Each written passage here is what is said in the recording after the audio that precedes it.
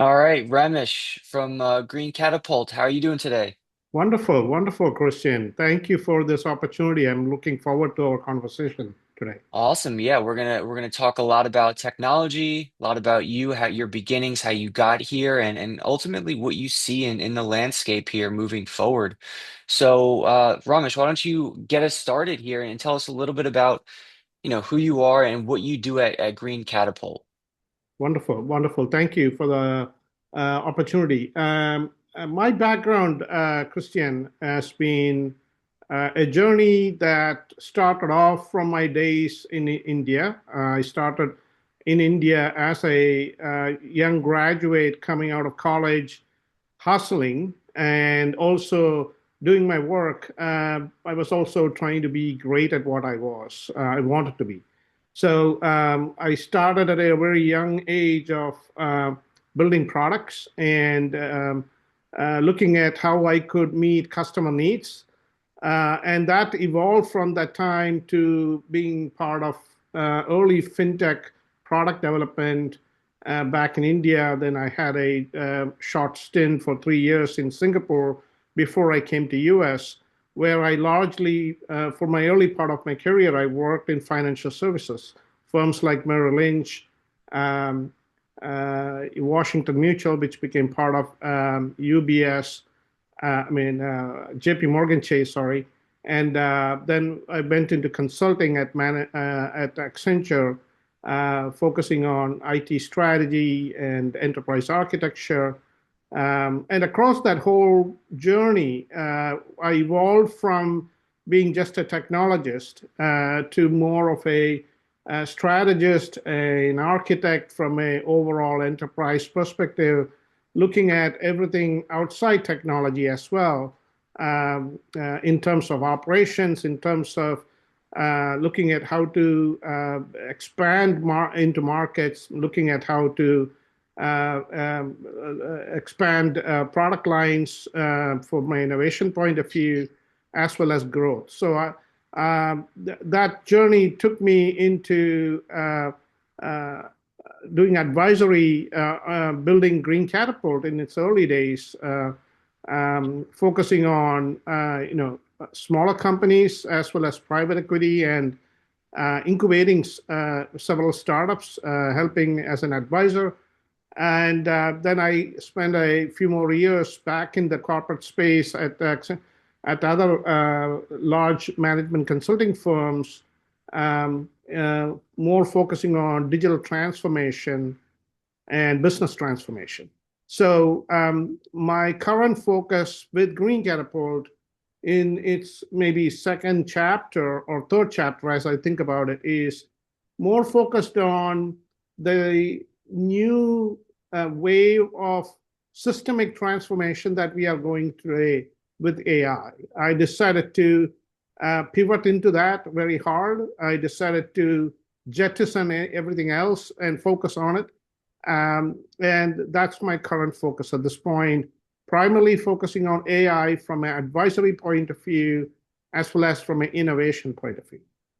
Awesome. Yeah, that actually leads perfectly into my first question for you. The elephant in the room, I guess you could say, the investment bubble with AI, right? Right, Like right, there's a rally in all markets when it comes to everything AI. right. So with the rally, with the, investment risks and the financial impact of a potential bubble burst, coupled with the impact of a potential bubble that is not a bubble, right? That's actually just catapulting into the AI realm, right? Because with AI, it's artificial intelligence. So once it goes, it just keeps building on itself. So Mhm. how do you analyze that? How do you see what might be a bubble and what's actually just a new normal? And how do you kind of use that within your model? It's a great question. I would say you're right about calling it the bubble. There's a lot of talk about it. So let me maybe unpack it a little bit. So when I think about where we are today in the market, you probably are quite aware about the uh, not just billions or hundreds of billions. Now we're talking about trillion-dollar investments into this sector. Okay. We're looking at everything from AI infrastructure on the ground to under the ground in oceans to now in space. Okay. Um, so I think infrastructure investment is kind of I see it as more a misallocation challenge of capital in my point of view.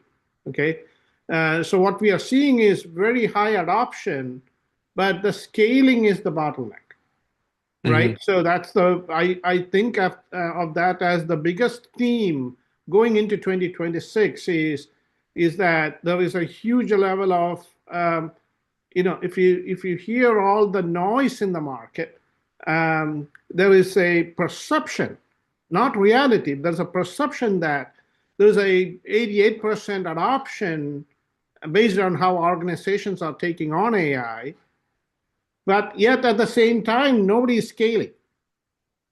Okay, so nearly two-thirds say they are not scaling yet. Hmm. Okay, they're all still figuring it out. So I think the market really reacted to the build, the new technology opportunity that it presents, but I see it more as a capital going way ahead of the demand. Okay. Okay, so the supply side is maybe overbuilt, Hmm. and the demand is catching up. If that makes sense.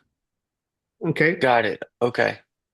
So I think when I analyze the landscape, I'm looking for signals in a lot of different ways, alpha signals. I'm looking for where is the investment, is the investment making sense? Hmm.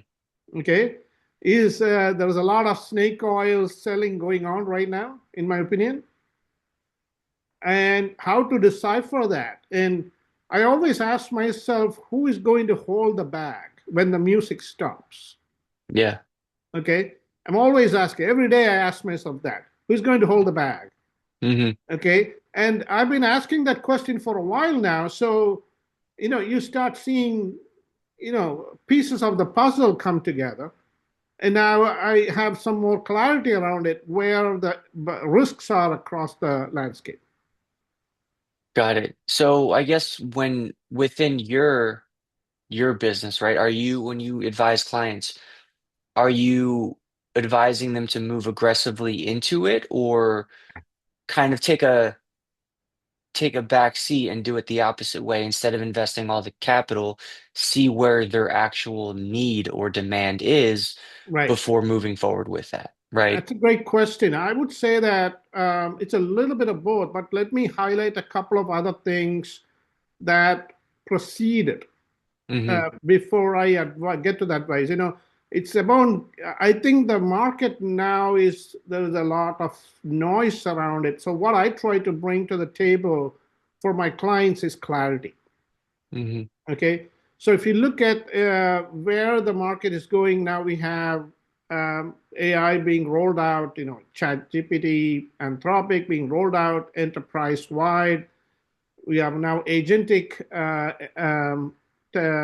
platforms and products moving including companies building agentic solutions or hybrid agentic solutions. So it's moving from that segment is also moving into that workload, if you want to call it that.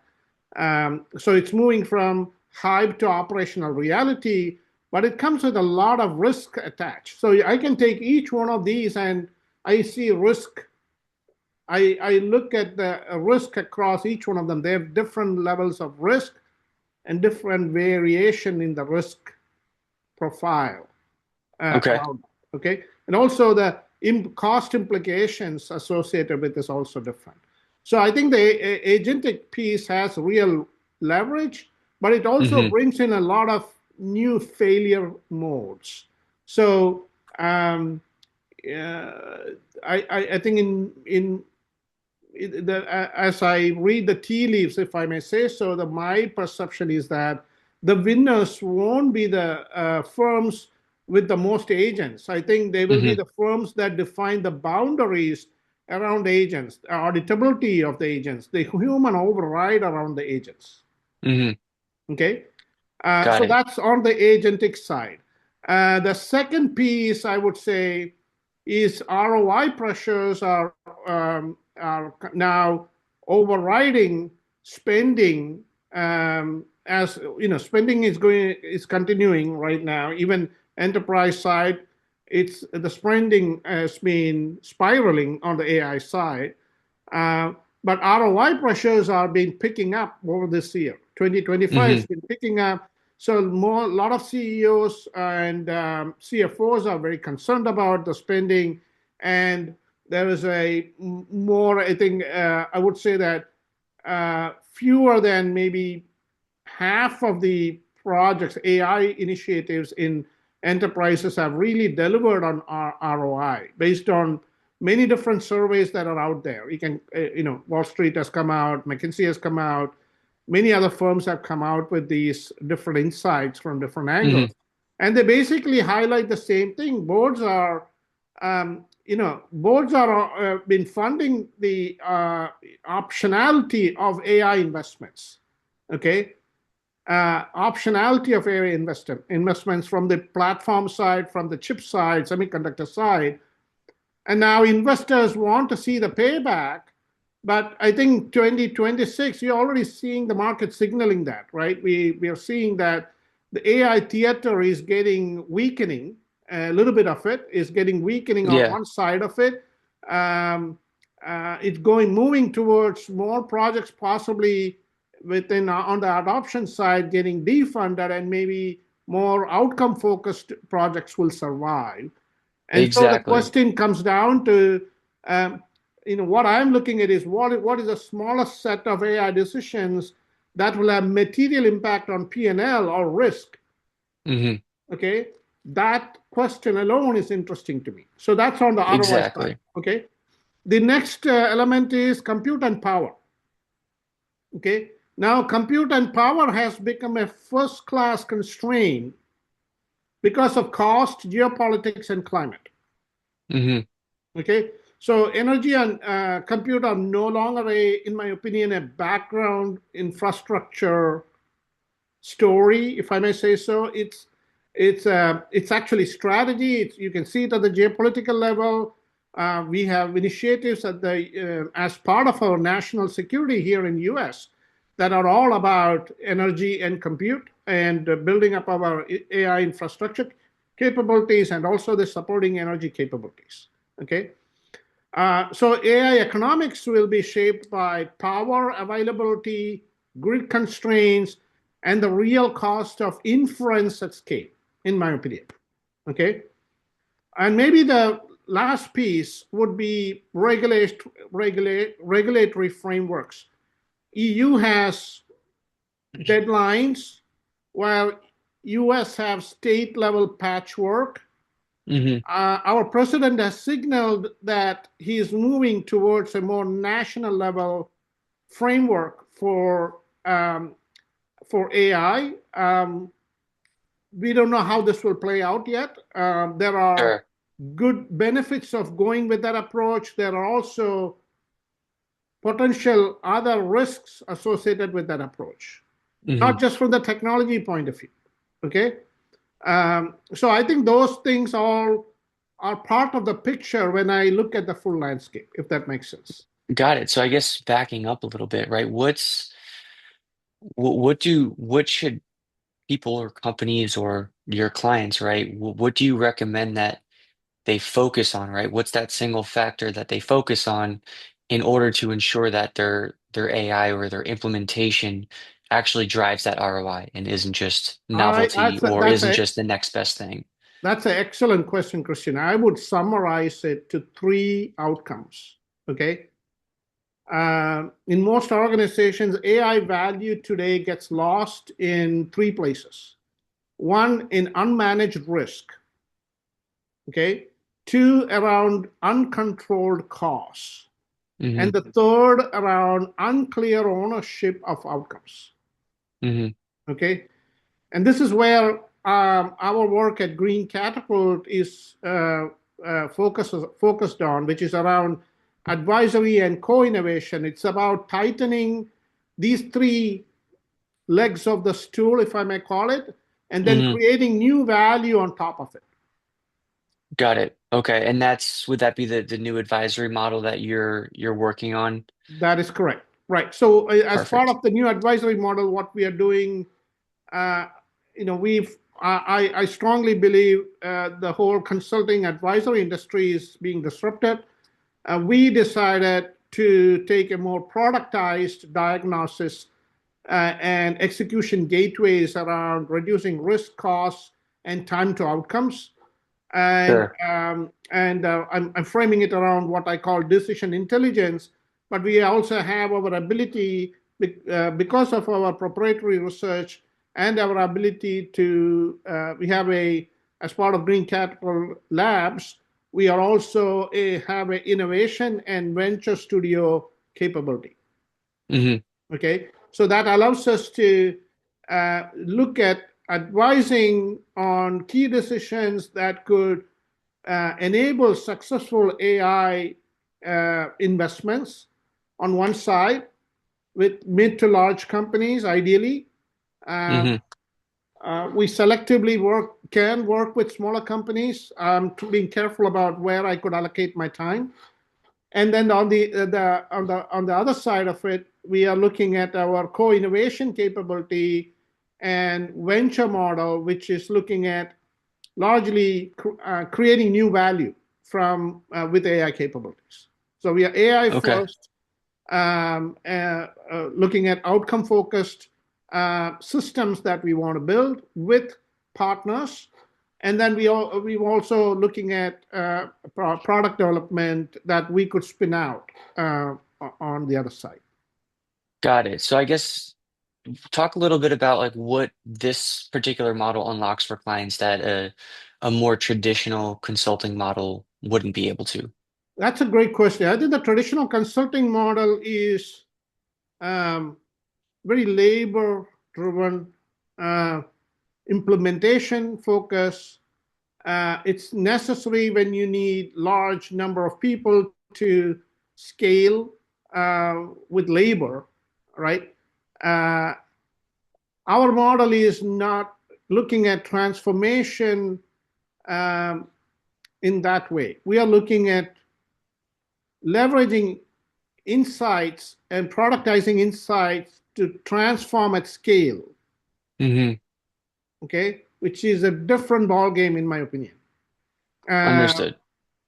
and I think that allows us to be very lean and mean, if I may call it that. But we can be very selective about what we want to get into. Hmm. And I think we are also looking at what impact we can have as a result of it. Got it. Got it. And I guess that bleeds into your offerings, right? Like the AI Readiness Audit. Um, what are some typical gaps or inefficiencies that something like that will allow you to uncover for a Right. company that, may think it's ready for AI but isn't, or may not know that it actually is ready for AI, and kind of what path that they would take based on that.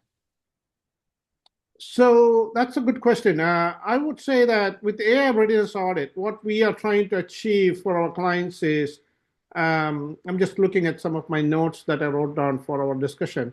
Um, you know, where is the urgency uh, for addressing outcomes? We focus on that. Hmm. Okay. Uh, right now, many of the AI investments that has happened in for companies are largely around, let me get some chat bots out there. Let me look at the technology. Maybe let me play with this so that we are not caught in a surprise in as the market is moving so fast.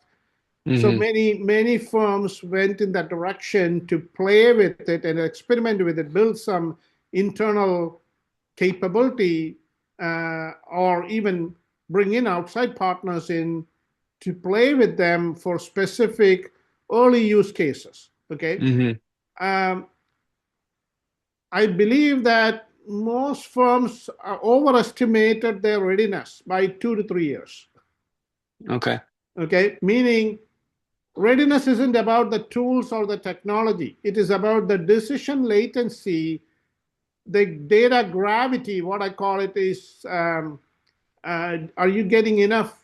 Do you have the real data to implement these AI systems? And the third piece around the risk exposure or the risk posture, I would say, as a result Hmm. of it. So our audit is slightly different from everything out there. We are looking at something that will give the leadership a credible, defensible baseline in days, not months. Okay. It's outcome focused. It is about clarity on what not to do, which is where most of the money is wasted. Sure. Okay. So for us, readiness is about constraints, not the aspiration or ambition. Hmm. And most AI roadmaps fail before they start. Hmm. Okay. So we are focused around, addressing that specific area. And we are right now having conversations with clients who want to work with us going into Q1 next for 2026. Sure. And I guess, is this something that you've already launched or something that is going to be the big kind of breakout for the new year with your clients? We already have it. We are working with clients, engaging with clients in doing the audits, Hmm. and we have specific slots. I'm expecting to onboard a dozen to 2 dozen clients for Q1. Uh, Okay. yeah. Any cool case studies that you can touch on? Kind Not of a no, we metric that don't you. we don't disclose clients or direct client case studies because they're specific to clients. But Uh-huh. I'm expecting we will do a benchmark study sometime closer to the middle of the year. Sure. Yeah. Okay. Okay. And then I guess shifting over from your clients to yourself, right, to your own strategy. Um, I know we mentioned last time that you were looking to really start building an authority in this space. You know, targeted client acquisition and direct outreach. I guess how are you thinking about building, Green Catapult and the brand for 2026 being like a pioneer spearheading this type of consulting moving forward? That's an excellent question, Christian, because I struggled with this question for a long time. Hmm. The reason is I ran my business for about 8 years without any marketing, zero marketing. Traditionally, advisory was very relationship driven. Okay, I don't believe it will work that way for what I'm trying to do going forward. Hmm. I believe that I need to expose my brand, maybe leverage my brand more strongly, both at the personal level as well as Green Catapult. Most people who know me well, they associate Green Catapult with myself because I embody Green Catapult in a lot of different ways. And the like the Green Lantern, the cartoon character, uh, Yeah. right? So I have been trying to disassociate that a lot. So that's one challenge I have. Second challenge I have is around we have multiple brands actually. Green Catapult is the mothership, Hmm. and so my challenge was to how to have a consistent and cohesive integrated brand story that I would be able to communicate strongly to the market of because of what I'm trying to do over the last year and a half. Okay, Hmm. we have a solid understanding of that. So I think for us, the key points to keep in mind is our goal is uh, focused on signal intent, what we are trying to achieve. Second, discipline and focus. Those are the three things branding wise what we want to go into 2026 about. And our positioning also is about our positioning authority, if I might want to call it, comes more from precision versus volume. I have a lot Hmm. of firms come to me, including amazing chief marketing officers and PR experts reach out to me over the year and a half Many people want to work with me to generate leads. One person wanted to fill my calendar, and I think my reaction was true horror. I don't want to fill Hmm. my calendar. We are deliberately focused on specific buyer profiles, not Hmm. broad audiences. And I think what we want to do is extend our thinking to invite people to engage with us, to collaborate with us. Hmm. And we're starting to get some interesting responses from the type of people we want to draw into the Green Catapult network. Okay. Sure. So the brand to me is very early, in my opinion. It's about, for me, building it right, but not about being loud. We are Sure. trying to market, but we are still, I'm trying to find the right balance, what I want to expose and what I don't want to expose. So Hmm. I would say a residue of consistent judgment. We are not chasing attention. We are actually want to attract the right conversations, if that makes sense. Sure. Yeah, yeah, certainly. So, I mean, with that said, right, it seems like you can't necessarily use that shotgun approach because, again, you don't want everybody, Right. right? You just want to attract the right people. And I guess what are you seeing any unique challenges that that in itself brings, right? Maybe even something that AI is in a position to be able to solve, and kind of what's that thought process? Well, I was doing a lot of proprietary work over the last year and a half. And my challenge was, how do I signal that we have something great that we are developing, we have identified, we are unique things, that solutions that we are actually exploring, Hmm. um, without without triggering a lot of attention. Okay. How do I Okay. draw the right people without drawing too much attention from people I don't want attention from? Put it that way. Okay. Um, so I think what I recognized as I went through the process was, most leaders out there don't need more AI ideas, or no, they don't need more AI technology. There's plenty out there. Okay. Yeah. What they want is really fewer decisions made better, Hmm. faster, and better outcomes with accountability. Okay, let me rephrase that again. They want fewer decisions made better, and faster and better outcomes with accountability. Okay, so for me, when I look at it, is to me that's where the real advantage compounds that Hmm. we have within Green Catapult. So what I'm trying to do is um, not get too excited about it. I think there is real opportunity out there for Green Catapult as well as for our clients in creating that value, addressing that specific bundle of factors that I just described. So to me, it's not about AI, all this. There's a lot of excitement behind it. I don't look at it as excitement. I think where we will get real value, where we can deliver real value for our clients, is working closely with them to execute with discipline. Hmm. And I think that will be how Green Catapult will be successful. Awesome. Yeah. Well, thank you for sharing all these insights here.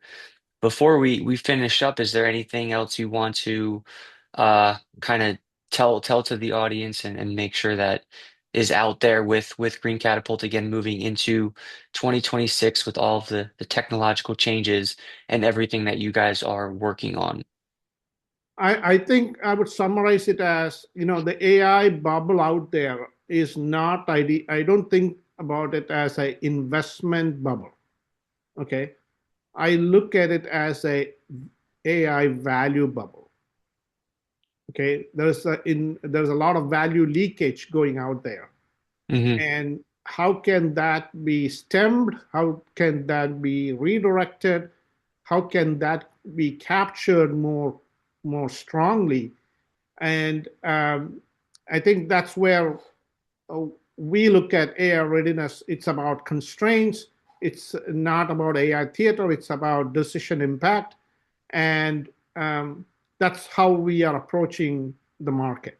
And we're looking forward to firms who want to collaborate with us, executives or leaders within these organizations.